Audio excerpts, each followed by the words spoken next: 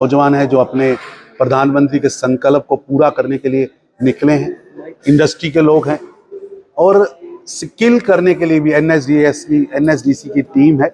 और मैं देख रहा था कि बहुत अच्छे विषयों पर यहाँ चर्चा भी हुई है और प्रधानमंत्री नरेंद्र मोदी जी ने इस विषय को लेकर हर एक मंडल में एक ड्रोन दीदी होनी चाहिए जो देश की कृषि को एक नई ऊंचाई तक ले जा सके और जोखिम रहित तरक्की वाला एक माध्यम बन सके।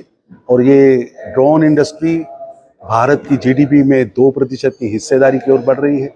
लगभग 1000 करोड़ रुपए का नया व्यापार शुरू हो रहा है। विश्व के अंदर भारत एक ड्रोन कैपिटल के रूप में उभर रहा है। और जो मैं देख रहा हूं कि हर क्षेत्र में, चाहे यातायात हो, चाहे कार्गो हो, और चाहे देश के सुरक्षा की बात हो, चाहे लोकल सुरक्षा की बात हो, और चाहे बॉर्डर की सिक्योरिटी की बात हो, ड्रोन आने वाले समय में एक साधन, एक वेपन, एक उपयोगी मशीन के रूप में जन जन की सहायता के लिए उपलब्ध होगा। और प्रधानमंत्री मोदी जी का विकसित भारत का जो सपना है, जो संकल्प है, उसे पूरा करने के लिए एक माइलस्टोन बनेगा। जी बिल्कुल। इसके साथ ही मंद बुद्धि और बाल बुद्धि का प्रयोग राहुल गांधी जी देश के पवित्र लोकसभा के सदन में करके सदन की गरिमा भी कम कर रहे हैं और उनके द्वारा बोले गए शब्द देश के करोड़ों लोगों के मन को आहत कर रहे हैं। आप हार चुके हैं उस कुंठा में। आप लगातार सनातन, हिंदू, भारत, भारतीयता, उसको गाली देते जा रहे। कैसे कोई बर्दाश्त करेगा? आपको देश की जनता ने तीसरी बार बुरी तरह नकारा है।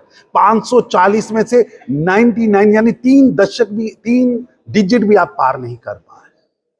उसकी कुंठा आप हिंदू को गाली देने पर निकालेंगे? जी, एक बौखलाहट है, यानी ये उनकी बौखलाहट है, हार की बौखलाहट है।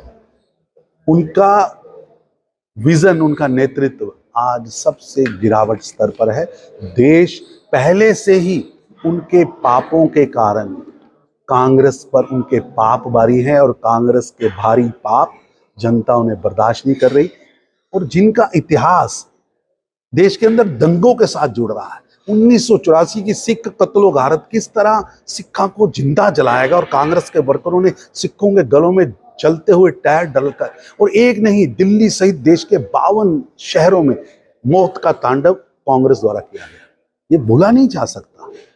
जी, शुक्रिया हमसे बातचीत करने के लिए।